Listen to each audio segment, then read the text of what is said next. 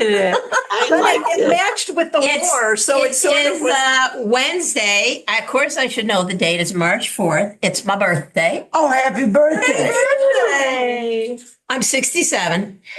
You're supposed to say you look Oh, younger. you look so much younger. I never would have guessed. Thank Get a bigger book. Can't do this. Wait. It's Yes, that's Somebody in no, my but office. it's my iPad and I'm holding it like that, so I don't know what to do. good. Oh. Whatever. You're But making me seasick, Lynn. Yesterday, someone in my office who knows how old I am, she goes, 45, right? I said, love you more than I already do. Okay. We're recording. So I put in, the call to this class, and Alice, we're not talking about politics, but in our political world, I always say, oh my God, we have to be at rock bottom. It can't get worse. And every day it proves me wrong. And then I come back to this book and I'm like, it can't get gorier. It can't get more disgusting. And it does. However, I said to Judy, and I'm going to read a quote from someone. I believe, and you can tell me I'm wrong, we're going to remember these stories. And there's something to be said about remembering what she's taking us through. And I got to read the quote here. Where is this? Some of these stories, it's about the whole book, will stay with me for a long time, with particular quotes still ringing in my head. Some I didn't quite understand, check, or read through without particularly connecting to, check plus. But that didn't take away from my enjoyment of the collection as a whole. This person in? Oh, wait, I took back. As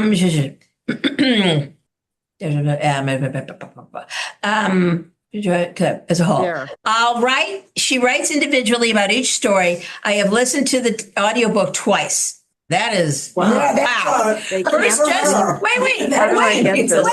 First, just to enjoy it. I tried it. I gotta silence Lynn. Okay. First, just to enjoy it. Okay. And then to guide my review, remembering the names of the stories and see if I understand anything differently the second time around.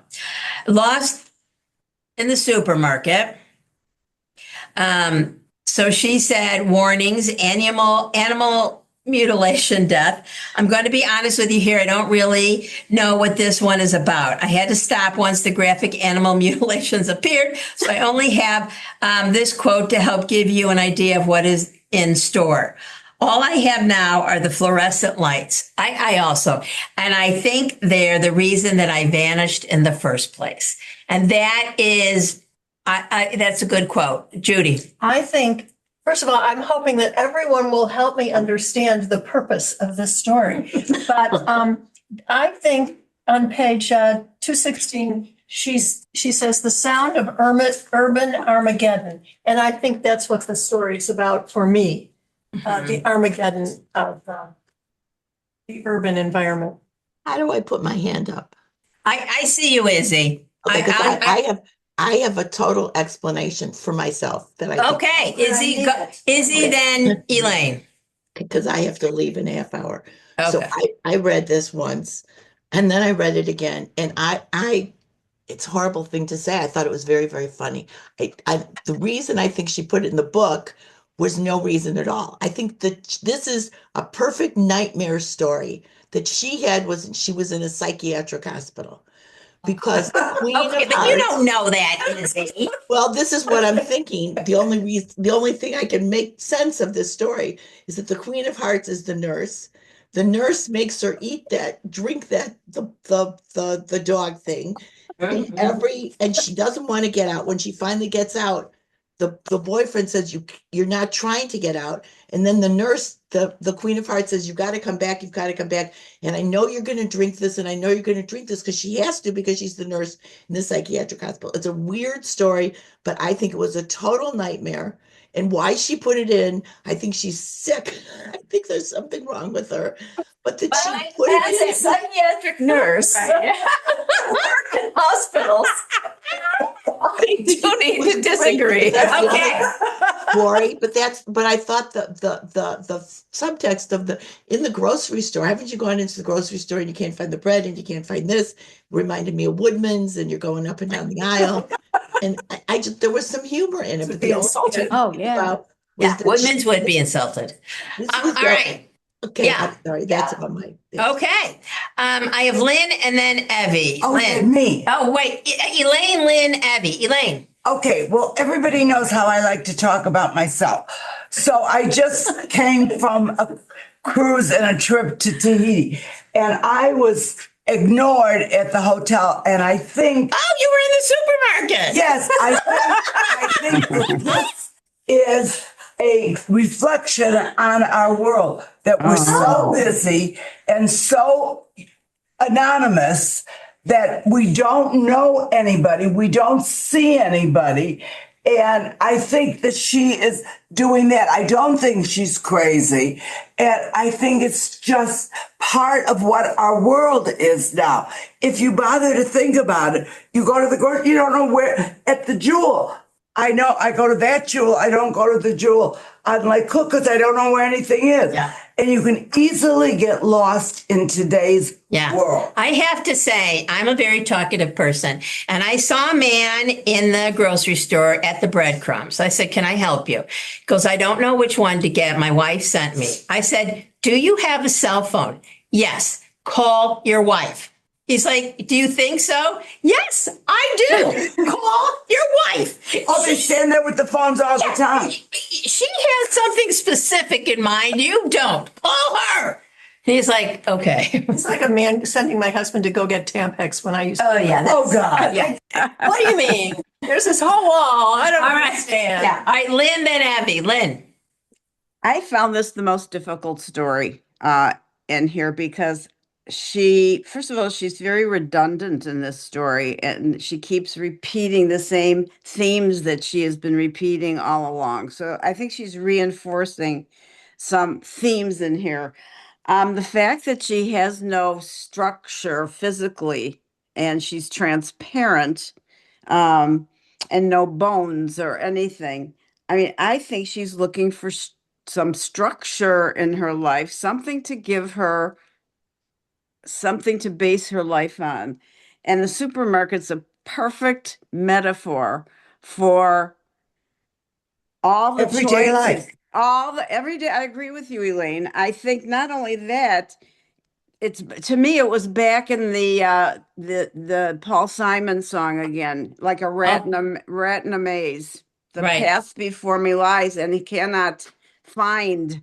She cannot, and everything. There's so many choices, and I think it's an I don't know if it's an anti-capitalist Maybe. short story, capital commercialism, the way that they've taken products and corrupted them. And she can't find anything pure or real in her society. She uses those words over and over and over again. She says in the first page, my belief matters less and less these days. And the thing is, does she have she's looking in all the wrong places is what I could tell her. She's not looking in the right places for a belief that will sustain her. But I mean, I have so many other things to talk about, but the supermarket to me was society. I agree with Elaine. Yeah. And I agree with the fact that there's so much bombarding you every day. With messages in media and supermarkets and this and that your mind is just, you lose a sense of yourself. And I think that that's what she has done. She's lost a sense of herself. I will tell you, one of the things I do when I have Israelis visiting me, and it's a little better in the past, I don't know, 10 years, but let's say 15 years ago, I would take them to the supermarket and they couldn't believe it, and they kept saying to me, why do you have so many cereals? Why so many toothpaste? Why so many? They couldn't get over it. It was like a museum and and where is the fresh fill in the blank? And so I agree with you. I totally agree with you. Abby, you had your hand up before. Yeah, I did. And I'm not sure that I wanted to speak because I don't want to be considered crazy, but Not Abby, really? You're amongst friends. This book is. I said in Okay.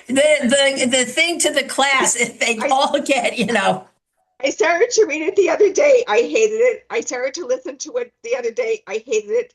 This morning, I listened to it again, and I think I'm in recovery because I think there's so much that I can relate to, and I'm going back to the '80s when they're on 22 in Bannockburn there was Dominic's, and when that first opened, yes. it was huge, and I was standing next to somebody from Eastern Europe who couldn't understand why there would be so many kinds of turkey in the deli, sliced turkey. Exactly. And then it was Byerly's for a while, and that was overwhelming. But I found that I used to go to grocery stores maybe to lose myself, maybe to find myself, and I could be anonymous and I could be seen at the same time, depending what I wanted. And I didn't know what I wanted, and I could. It Woodman's I can't lose myself. It's too large, and it's the carts are too heavy for me, and I can't do it. So I did lose myself there, and I found it therapeutic sometimes because I could pretend that I was this person or that person. And I mean, I really found this painful to listen to when I actually heard it. I don't know, I'm on this. Can you hear me? Yes. Yes. You are there. You are real. We believe you. Really had a difficult time with it, and to me there's just so much to think about, and for somebody who cannot relate to this at all, I want to be you because I think maybe my issues kind of come up, the fight between wanting to be seen, not wanting to be seen. Do I see the flaws in me? Do I not see them? Do I try to hide them? But just the rambling of going from aisle to aisle or product to product. I mean, I hated it, but then when I was trying to think about it, I could really relate to it, and I could just see this as kind of a clever artistic masterpiece. Yeah. So I agree. that's where I Okay. am. Okay.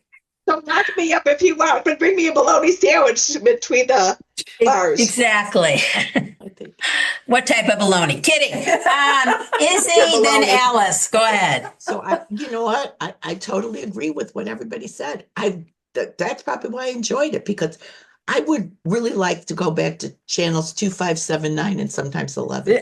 There's so much in those grocery stores that I get crazy. I go for one kind of bread. You can't even find what you want because there's so much, you're overwhelmed. Yeah. And I think what she's feeling is totally overwhelmed, and she kind of disappeared. But there's really one interesting thing on page what's this? I don't know, can't tell the page. On page- Beverly, I see you. You'll be after Alice. on Go page- ahead, Izzy. On page 216, it says, like the Clash's complete control, some self-righteous people. It's music. So I actually went. Oh, the Clash. Yeah, so I actually went there. I never heard of it. I wanted to see if it was real. So I started listening. Oh my God. It was all loud music. You couldn't understand one word. And that's what she's kind of saying, that just our society today is just so complicated and so confusing. I agree with what everybody said. I think that's brilliant. But I thought it was just funny that Wonder Bread. I love Wonder Bread. But she was talking about. I don't think you could buy that today. It's overwhelming. Like Yeah, I think the quote, I wish it was 257 and sometimes 11. Okay, we have Alice, then Beverly, and then Elaine. If I can- Alice. If I can stop laughing. Oh my God. Really, you guys, This much you humor guys would come out set of this. me I know. If somebody told me you're all laughing today, that Alice is laughing, I'd be like, no. No, I love that, Izzy, that you brought up about the songs, because I didn't know a lot of the songs, but I did know some of the songs. And it's like the fact that any of these songs would be on Muzak, because they're not, I mean, They're they're crazy. I didn't think about that. loud, crazy. These Make are no not sense. Muzak Clashing. Can't songs. understand The Clash one is- word. Wait, Izzy, have you ever seen the Clash commercial? No, I never Oh, heard there's of a Clash. Clash commercial where he gets interviewed for a job, and they say, "Well, no, No, he's a big name. I mean, I don't really know him, but I think it's like punk rock or something. But Yeah. that's not Right, what it I is. I was know any of the thinking. songs. I He have to does. stop Check and laughing. see if these What I was songs know are any saying of the real is, or songs. not. Did you know and some? maybe I'm being too logical, which is often my problem. But the first line of the story is, I live in the supermarket now. Yeah, And then right. if you go to the end, I step out the back door and Right. she's looking straight ahead at the city lights. So is she living there or is she not living there? that- Or I don't know. Or is she just like what you're saying, Izzy, kind of, It's just mentally. a flow of thought. But there's no Judaism in here. That's what also I want. I thought it was It's supposed to what? be some Yeah. kind of Yeah. Judaism or Okay, something. if anybody could explain to me how she lives in the supermarket and then walks out the back door, that would be great. Oh, a metaphor. I think. She was like, So- yes. Okay. I have Elaine, Lynn. Wait, I have Beverly. Beverly, go. Yeah, I'm in such a jumble about the story. But I thought at first that she was dead. That it Oh, was, I did too. yeah, I thought she was dead Oh. and she was disappearing. And the metaphor of the supermarket is the place that's supposed to feed you, reconstitute you, and etc. I mean, it's the food and the vitamins and all of the things that exist in a supermarket. Mhm. So this is just disconnected thoughts, believe me. And then she has all these experiences, and at the end, she's reconstituted Right. and is able to leave. And I thought it was so dark and so in its humor, so depressing. The metaphor, the thing with the dog, just That was horrible. sort of did me away.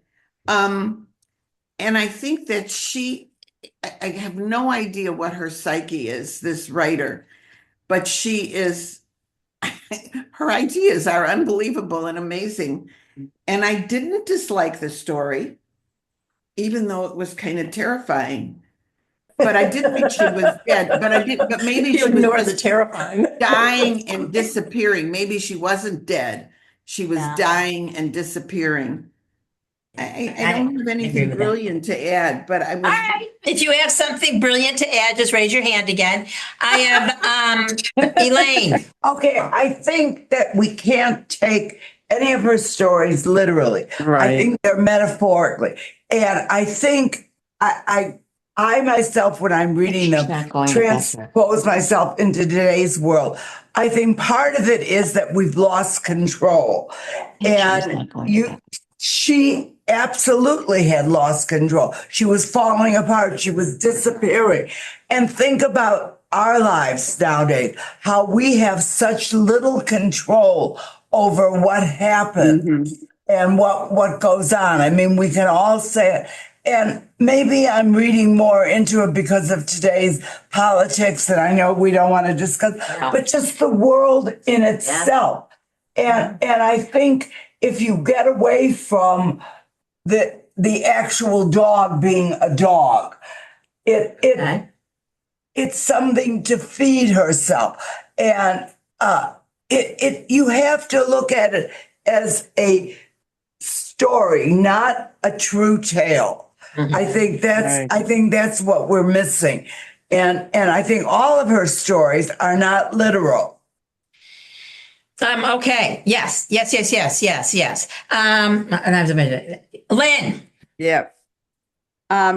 Alice. Yes, thank you. No, I agree with everything Elaine said. I mean, it's That's my today she's in a supermarket. The other story, she was someplace else. She's on a journey. We've talked about this forever. So now she's in a supermarket. Her life is the world is a supermarket. I mean, this is an Okay. existential Yes. everything. And she says, I'll spill. I worry that if somebody knocks into me, I'll spill. And she keeps talking about the loss of structure that she has. She's transparent. She's not solid. And sometimes we feel that way when we're all overwhelmed and we're trying to look for something to ground us. Yeah. And she cannot find it in her world. Yeah. And that's what that rat in a maze was. The path before me lies. Yeah. She is expected to conform. And this is not who she is. And she can't find who she is. So now she's in a supermarket, which is metaphorical for today's, somebody, Evie. I went into what was the, oh, I think it was Mariano's the first time. And Oh, God. I felt the same way because they had no intersections. I Yeah, had to go all the overwhelming. way, I had to go all the way down to turn around. Right. So it Right. was Right. like, Yeah. get me out of here. And Right. and Woodman the same thing. So Remember I think Byerly's with the carpet? Yes. I do. the buyer Yes. lease. Oh my God, And the right. cafe. Yes. But you know what? I think at the end of the story reminds me of that other story where the snake skin comes off because now Oh, yes. she's Yeah. taking off this ratty clothing. And I think what I see in this story is her realization that she is all alone and that she says, I'm alone. And she needs what she's saying is we need people to ground us. We need others. Yes. Okay. And their So that's reaction. good. Right. We've lost connection to people. We're Yeah. connecting to products and we're connecting to commercials and we're oh my Exactly. God. So that was my take on that. All right. I have Merle, Judy here, Abby, and Roberta. Okay, Merle, take it away. So I found the lyrics to the song Lost in the Supermarket. There's a song. Oh, I'm just going to read you the two stanzas. There's so much more. I'm all lost in the supermarket. I can no longer shop happily. I came in here for that special offer, a guaranteed personality. I wasn't born so much as I fell out. Nobody seemed to notice me. We had a hedge back home in the suburbs over which I never could see. So this, I feel like all of her stories have some kind of social commentary tied up with a fairy tale. So this right. time she had the Queen of Hearts, who was very powerful, the one who said in Alice in Wonderland, off with their heads all the time. She was able to give the girl her body back. And so that was good. And at the end, she's able to leave, kind of like that story about the alcoholics. Finally, at the end, she's able to leave. But the part that really made this meaningful for me was I looked up who's this guy Strummer. Well, Oh, yeah, I did too. yeah, that he was he was anti-consumerism. And Right. and he was pro-socialism. He felt that Right. people weren't getting an equal share of anything. So he was a socialist, and that's what he believed.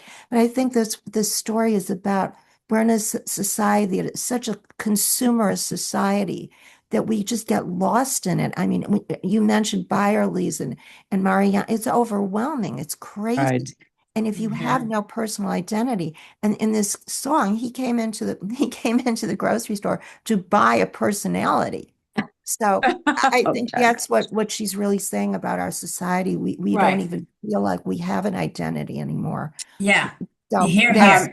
yeah. Mhm. Vanessa, can I respond to Merle? Because I know I'll be 10 All right. people Two seconds, No, though. I it's got only a list 2 here. seconds on page 208. She goes back to her childhood. In my neighborhood, there aren't any of these ever-growing supermarkets. There isn't room. When I was growing up, we had butchers, bakers, cheese shops, greengrocers, delis, real delis, fishmongers, Indian restaurants, on and on and on. If you notice, it was a community. It was a community of people having individual products and not all these choices that you have. And they're pure and they're real. She says real delis. So I'm thinking this is a comment, as Merle is saying, on our daily life, our consumerism, our conspicuous consumption, all of that. Okay. That's it. All right. Judy. Okay. The reason I really love short stories is that there's very little extraneous information. The author, in my experience, tries to eliminate anything else other than the story they're telling. So I don't understand why we had to have the death of the dog. No, I don't understand that either. I don't understand. I don't either. To me, there was no purpose. It didn't forward the story at all. And I think it should have been eliminated. I agree with you. Yeah. All right. Well, I put the lyrics for "Lost in the Supermarket" by The Clash. Evie, and then Roberta. Related a little bit to the dog as somebody who has always had a fear of animals, and all of a sudden this dog came in, and all of a sudden I think there was a shift in her, but then the death of the dog was another emotion in her. But I really wanted to respond to Alice and not relating to the back, going out the back door or something in the supermarket. I do that all the time with Amazon. I put stuff in my cart, I leave. Do I really want it? I delete it. I mean, I have a good time losing myself that way. So I could relate that to more present times. That's all I'm rambling about at the moment. I like that. I really like that, Evie. We all do that. Yeah. Roberta. I don't even know where to begin. But, I did try to look up voraciously on the internet anything that would enlighten me on this story. And the only thing I really found that made sense, it says, quote, one of the commentators, talking heads, goes, I'm going to be honest with you here. I don't really know what this one is about. So I think, but on the only thing I did find, not on the story specifically, I just found comments like that, was comments about her. And her themes tend to be about power and women in power losing control, and statements about political situations. And I feel very much that this is a statement about political situations, because as she goes and has the experiences through the supermarket, each one can be tied to an example of someone's experience in the world. Like, I hated the eating of the dog, but there are situations in the world where people are forced to do what they hate in order to survive. Oh, that's true. And someone will clean up. It's just like the rich and the powerful. They just do without consequence, and somebody will clean up their mess, like current political figures. And I think there was each of the situations I could stop and think about it in political terms or economic terms, but I did find out about reading about her that she does nothing without purpose. She has a meaning. So even though we may not know it or dispute about it, it's there. And I think that's part of her purpose, to stimulate discussion about important issues. Alice, and then Merle. Alice.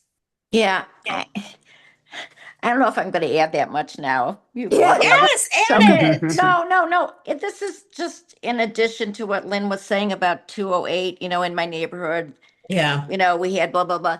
Well, I don't know. It's like, I know you can't go back, but I was just thinking about, growing up in Chicago, in the 50s, and my mother went to the butcher and she went to Mhm. and we got milk delivered and she went there. Yeah, it's so different now, but also it's interesting because right now I'm in Longboat Key, Florida. Well, it's so interesting to drive around because you see these little, 50s little like motel like places, and then you see these huge, Mhm. enormous luxury things. And Bob and I were talking about it. I mean, it's like, can you save what these, what attracted the money was the charm, but then the money comes in and the charm is gone. And that's the name of the world. I mean, it happens in Yeah. neighborhoods in Chicago. It happens here. It happens all over. And it's like it's hard to see. It's hard to see how the money. We have a home up in Door County, and we even say, "Oh my God, all these restaurants are coming in that are so expensive. Who's going to them?" Well, who's going to them are these new people who have lots of money. And it's just, it changes. It's hard to accept all these changes. Karen, I see you. Absolutely. I do want to say, oh, Terry, I see you as well, and Judy. But I want to say that if we can see what capitalism does. In 2014, and I'm pretty sure it hasn't changed, I was in Cuba. And Cuba looks the way it did when, Yeah, absolutely. 1959. The hotels look the same. It is creepy, scary. Yes. And so that's, a plug. Okay, let me see here. I have Merle, Terry, Judy, Karen. Merle. Okay, so we all know now it's about anti-consumerism, but getting down to the actual details of the grocery store. This is a place where you're going for sustenance. You're going to get the food that's going to enrich your life and grow. But what happens? You walk in there and she says, fading under the radioactive lights. When do Right. all the stores get these fluorescent lights that are so harsh on everything? I usually just wear sunglasses when I'm in the grocery store because I can't stand those lights. And then the fact that everything is built up so high, like she got to the peanut butter section. She thought, oh my God, if this were to fall, we'd be totally crushed. I mean, I'm only 5'1" now after shrinking. I can't read anything in the grocery store. I have to go ask them to help me. So there's some the environment in addition to the Mhm. fact that it's just overwhelming. So I think that, and I have to tell you, my father was in the grocery store business with his brothers in Hyde Park. And I used to go to that grocery store and everything was so sweet and friendly. And there'd be barrels of beans. There was something about it was so sweet and friendly. And this is all harsh and scary. So I really admire her for getting all the details in about what is wrong with these grocery stores. Here, here. Terry. Well, first of all, Alice, I'm also in Longboat Key, so we should talk. Yeah. And the weather got beautiful. The thing that I was very struck with, page 217 and 18, was her encounter with Joe Strummer, who I also looked up. I think it's a fascinating conversation they have. And basically, he says to her, don't walk through me. Watch it, babe. Don't walk through people. Oh, Feels yeah. weird. Yeah. You're dead. I'm still angry that you're dead. And she's like, I didn't screw anything up that can't be fixed. I can be fixed. I'm not hopeless. Not if Joe Strummer's come back from the dead to help me. He left me here, and I didn't know how to get out of bed, and I didn't know why I'd leave the house anymore. But now he's come back, and all the grayness will go away again. I feel my ears twitch and start to grow, but keep them human shaped through the effort of will. So are you, he says, almost, or you wouldn't be here. And then he tells her she's not dressed properly. And he Right. gives her that package in the brown paper, which turns out to be this whole baseball uniform. And so she's going back to that time where she enjoyed playing baseball. And and then the part where he says to her, she says, I can't get out. I can't find the door, but you. And he says, you haven't even fucking tried. Oh, yeah. And screw the door. You're going to need to kick it over. There's no tenderness here. She's got nothing on you, nothing to hold over you. Just kick it over. Well, she, I assume, is the Queen of Hearts. The Queen of Yep. Hearts. Yep. So there's this whole, dialogue between them that I just found that to be fascinating. And then she's like, you can't just walk away and leave me. Aren't you going to get me out of here? And he says, I'm not your fucking babysitter. If you haven't got the balls to get out yourself with everything I've done to help you, I'm not bloody going to take you by the hand. So what is he trying to really, he's trying to empower her to do it herself. Yes. That I can only take you so far, and then you can do it. It's up to you, but you've got to do it yourself. So there's that whole, I just thought that was really interesting. Yeah. Absolutely. I agree with you. Judy, Karen, Evie. Judy. I was just going to make the remark that I shop at Poetas. Where? Poetas In Highwood. Oh, what is that? It's a little Italian tiny grocery store. It's like the old-fashioned store. You've never been there? Oh, treat yourself. And all the food is made by Nonas. It's awesome. And it's the antithesis of this supermarket. So if you want to have a break, go to Poetas. Okay. All right. I see where it is now. Okay. I have this is Judy. Karen, Elaine, Karen, Evie, Elaine. So my contribution or my thought is just that, and it's very light, it's about change. And I got, that's not light. well, but No. it is and it isn't. I got caught in the Muzak portion of it. And in the first section, she said, I heard a Muzak version of Painted Black. Now think about what we all heard as Painted Black back in the 60s, folks.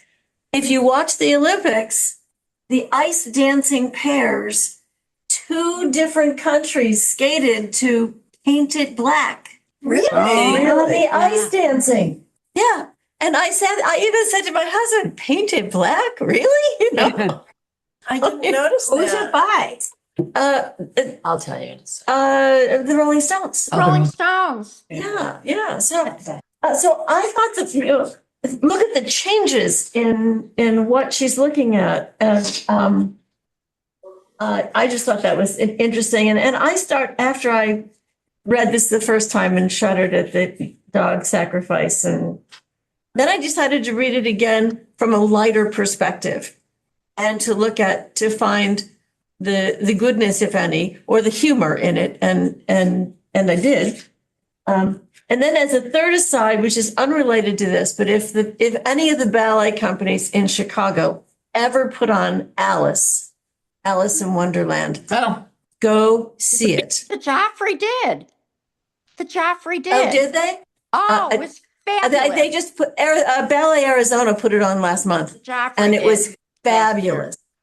Yeah, unbelievable. If it comes again, see it, especially in view of all the stuff that we've been reading about this. So anyway, that's it. Elaine. Okay. Then Abby. All right. I think all of her stories are about women's power and how to get it. And I think we get bogged down in like the dog story. I mean, let's just assume that it's food, okay? And when she says that her mother gave her vitamins and they enriched her blood, and that's it. We can't take every word that this writer says and translate it into what it seems to be. You have to look beyond that. And I think she is saying you've got to wake up, be yourself, take care of yourself. And that's why in the end, he says, you have to get yourself out of the supermarket. Yeah. Not me, not anyone. I thought that was very meaningful. Yeah. And I think all of her stories, if you clump them together, they're all about trying to save the world and women are the saviors of the world. Whoa. Oh, I like that. I like that a lot.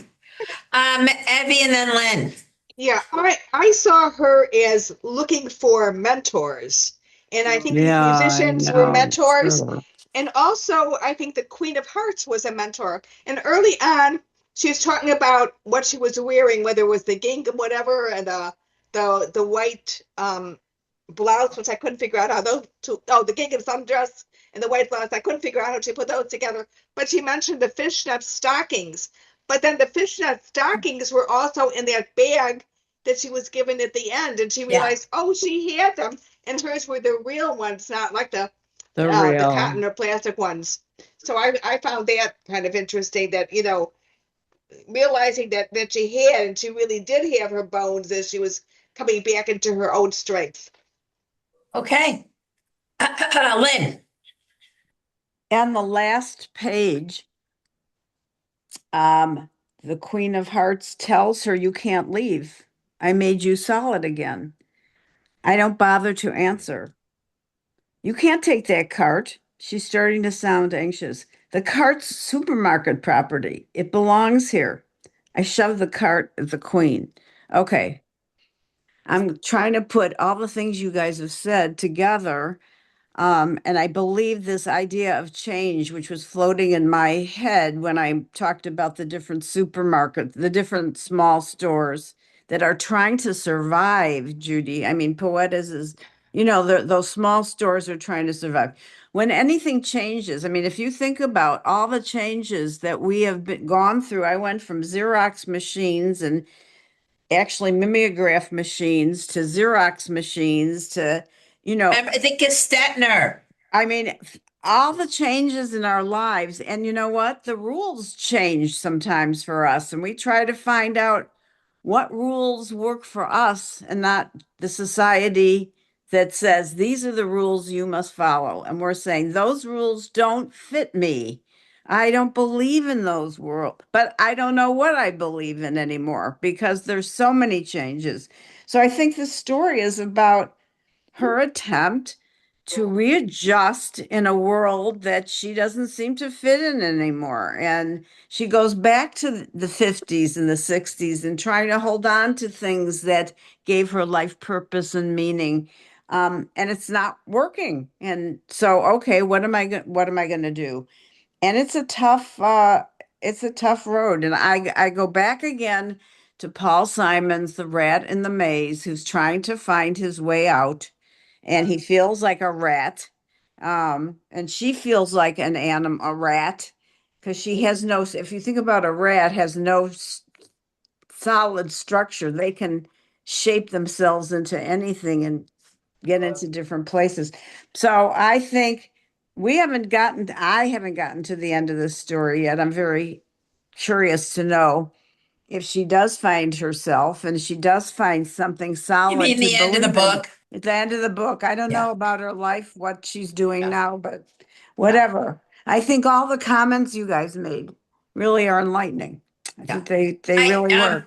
In the chat, which you all can't see, I put the lyrics for the Clash's song. The silence makes me lonely. I'm all lost in the supermarket. I can no longer shop happily. I come in here for that special offer. Yeah. Merle and then Evie. It always fascinates me which fairy tale she's going to tie in with the story. And this time it was Alice in Wonderland. You have the Queen. So I was reading out, what did the Queen mean in the Lewis Carroll story? Okay, so I did that too. British legal system, royal pageantry, social hierarchy. And so what she does is she takes that same image and uses it for our society. Arbitrary authority, unchecked power, impulsive decisions, doesn't care about fairness, uses punishment to control others. I mean, isn't this what's happening right now in our society? Absolutely. She finds this way to really always criticize our contemporary society. And I think by using the Queen of Hearts, she did this very well without being overt, without saying, this is what I'm criticizing in our society. Just by using the Queen of Hearts, she let us know. So I love the way she uses her contemporary commentary and ties it in with fairy tales. And she does that so well. Evie. Yeah, somebody mentioned not seeing a Jewish connection, which it didn't even occur to me. But what I was struck by was the drinking of the blood, and that is so Christian. Jewish. Yeah, And I blood mean, libel. it wasn't until, well, just the fact that growing up in a kosher home, I mean, I never even knew how wonderful rare meat was because I didn't have that until probably about 30 years ago. I mean, it was like well done brisket or whatever it is all the time. So that, so you kind of relate to little glimmers of things that maybe you remember or maybe you're rebelling against and so forth. So I just found that really meaningful. And I know that people used to drink, I don't know, some kind of, for healthy reasons. I never had that. Some kind of liquid, some kind of bone broth. bone broth is what I'm hearing now, but I certainly didn't hear it growing up. Yeah. Some kind of tonic. I don't remember what it was, but It'll all of a come sudden, but to that you. did strike me. Pardon me? It'll come to you. Oh, it comes to me. Yeah. I won't call you at 3 a.m. Right. I was just going to say in the middle of the night. Occasionally I do wake up like that. So I'm thinking a little bit, do you think the Queen of Hearts is anti-Semitic? That's a metaphor for anti-Semitism. Could be. No. Could be. I don't know. All right. I have another question. I can't wait to hear what you all say about this. No, that's not. Where is it? I have a lot of questions, but we can only get to a few of them here. This is the wrong one. While you're looking, Yeah. remember we were talking all along about the fact that there's a skein of thread that goes through these stories. Yes. And winding out a skein of wool tied to his belt as he went into the labyrinth. Right. Yeah. So we still got this thread. The thread keeps going. Yeah. Okay. How would you classify this story? Horror. I don't know what fabulism is. Magical realism, literary fiction. How do its genre elements serve its emotional and thematic goals? And what does it gain from resisting easy categorization? Marl. I would put it under the category of speculative fiction, which is that's what they use now. They kind of combines those terms. That is the newest term they use. And actually, I have seen her books described as speculative fiction. But can I just say one thing about the Jewish thing? About being Jewish, I think of tikkun olam and kindness, and it's just not here. None of it. Yeah. No kindness in the grocery store. Everybody. Yes, there was. I found it, Merle. Was there? I found it. Yes, I'll tell you. And I wrote it a note here. She shows, if I can find it, she shows compassion and kindness. Elaine, I'll have to come back. I'll come back. Okay, well, I'm happy to know there was something. Yay, Elaine. You know what? We all walked into this room and on the computer and said we hated the story. And look how it makes us think. This is, I'm not in love with this book either when I read it, but I wait till I come to the I agree. book club, and it inspires such great thoughts. I know. And aren't you going to remember this book? Yes, more than some of the others. Right. You're not going to say, like to her granddaughter who just had the baby, you're not going to say, Sarah, you got to read this. No. I gave, that's funny. I gave Sarah the book, the last book. Spilled Milk. Yeah, because that was a good book for her. Yes. To read. And she has a book club. I would not give this book to my granddaughter. No, not at all. Just had a baby. Sorry. Okay. But it's so interesting how we need to have our minds challenged. Yes. And that's what this book is doing. I'm not exactly sure what I would call it, but it's definitely a challenge. I did have to look up speculative fiction. It's a broad umbrella genre encompassing stories that depart from consensus reality. Oh my God.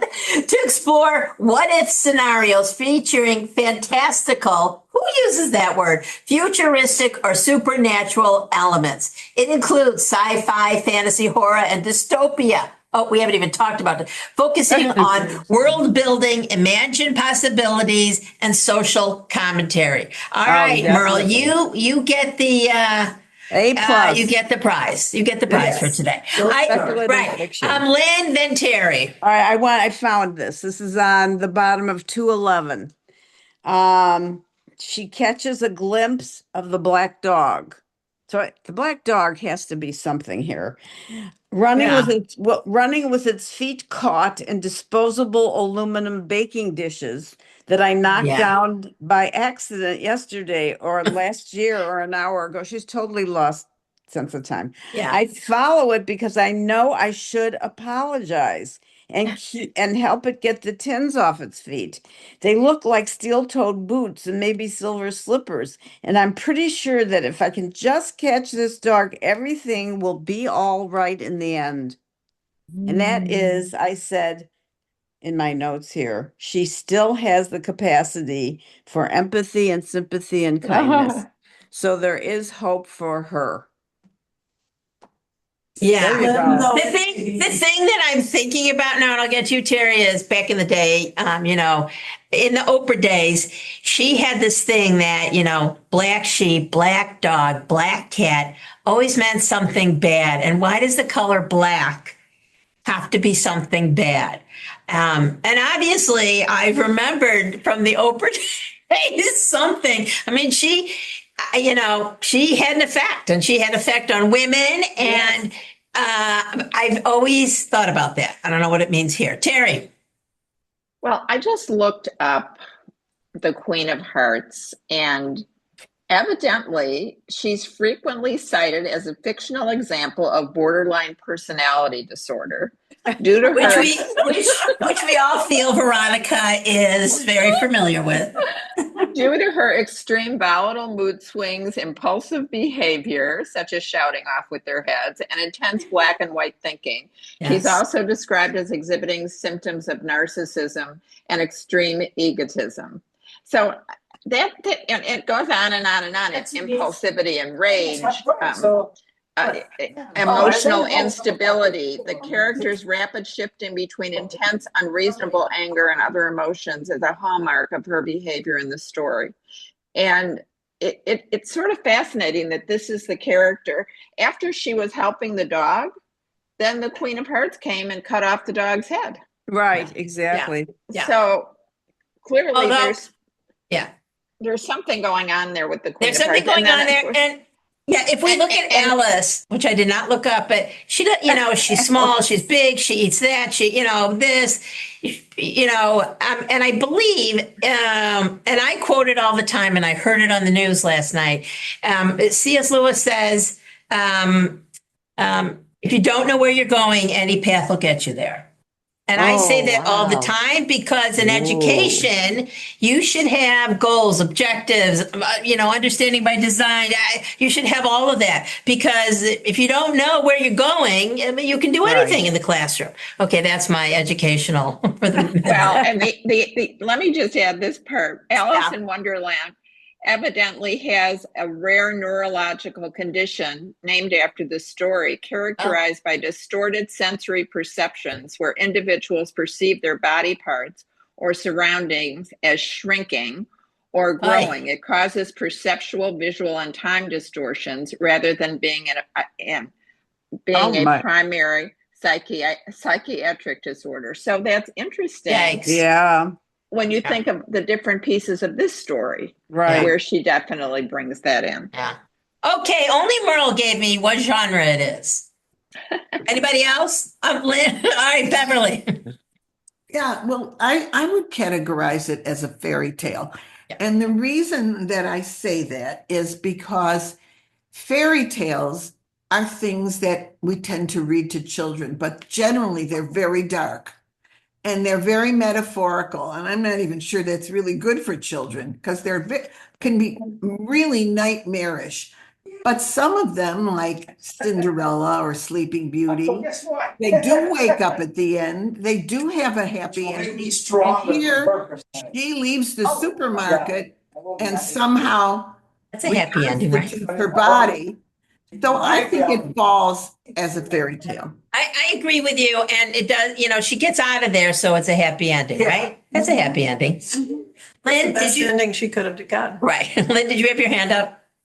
Yeah, there's one on there that there's one that is Roberta. not on there, and I think I call it an allegorical journey, and Okay. or an epic journey. I mean, it's Okay. definitely I feel allegorical in all sense Yes. of the words, and I think it's a journey that she's taking. So, and there's magical. I don't think you can define it in one genre. I think there's I just agree.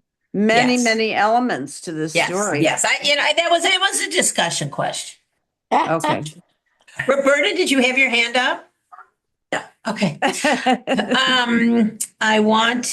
think we have time for one more question because my Hebrew lesson he's on the road and I have to do it later. And he's in Portugal, not in Israel. And that's a whole different story. How does the story treat memory? In what ways is getting lost both a literal and a metaphorical experience? And what does it suggest about the reliability or fragility of the self? Oh, that's a good one. Abby. I think memory is fleeting and changing, and you get a glimmer and you have a thought, and that's what I liked about, or sort of was frustrated and enjoyed in terms of her rambling. She would go from one thought to another, whatever entered her mind.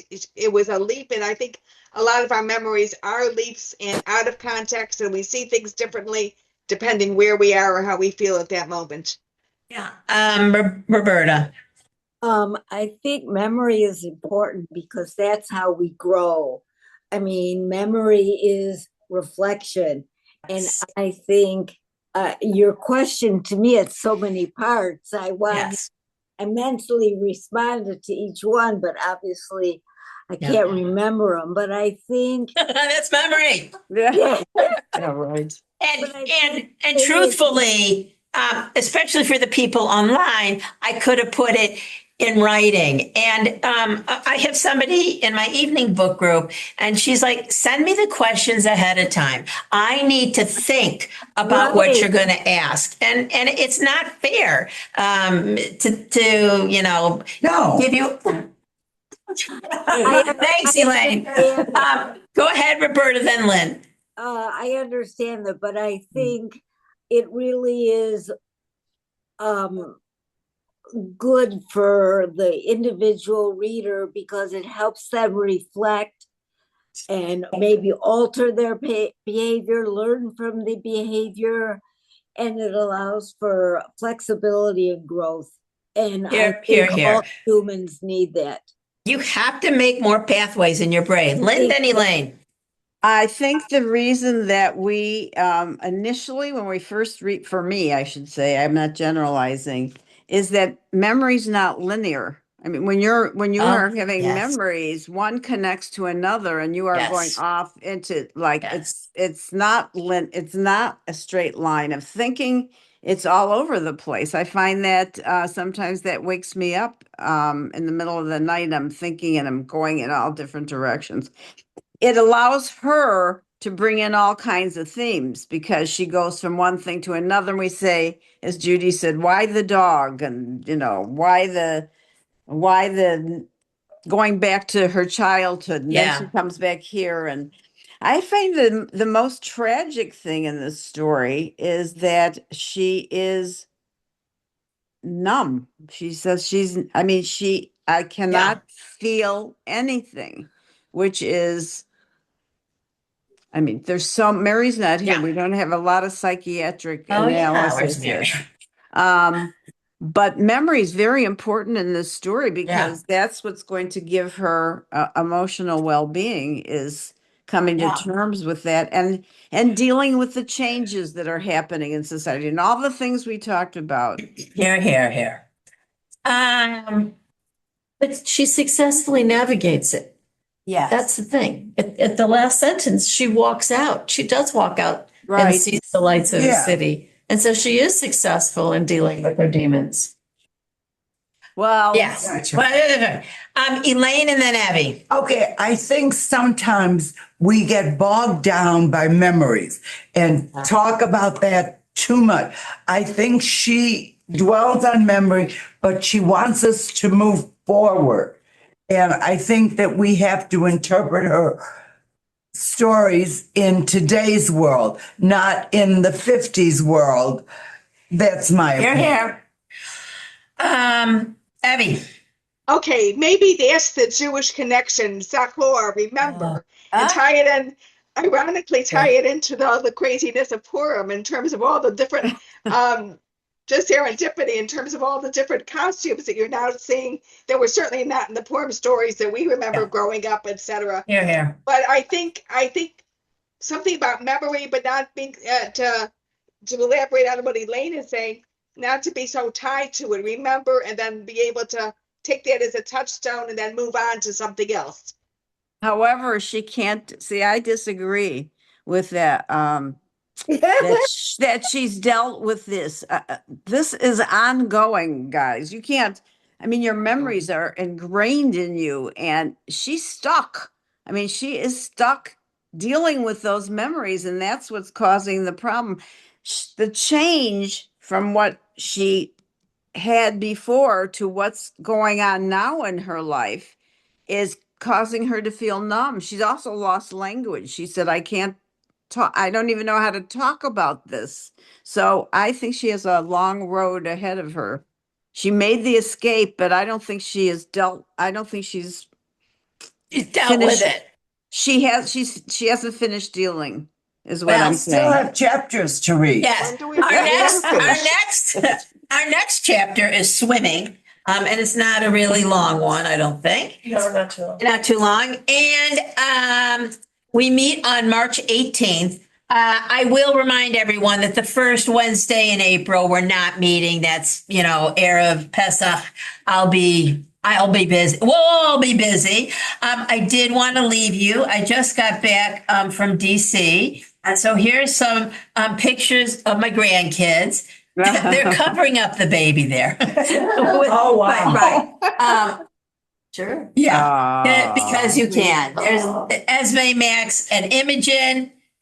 Yeah. Oh, They're all so cute. I had a really great time. And I started flossing my teeth, and Max said, "Can I floss?" I said, "Yes." You can never see, And Esme went skiing. Thank you, with Arthur and Ethan and her dad. And so it's been great. Other things coming up. ACLU will be here this weekend. 12:30 Lox and Bagels. I also got tuna and egg salad. And I'm trying to think of other things coming up. There's always Shabbat. If you have any questions, please see me. And I'll see you on March 18th, if not sooner. Be well. Okay. You too. Bye-bye. You too. Bye, everyone. Bye.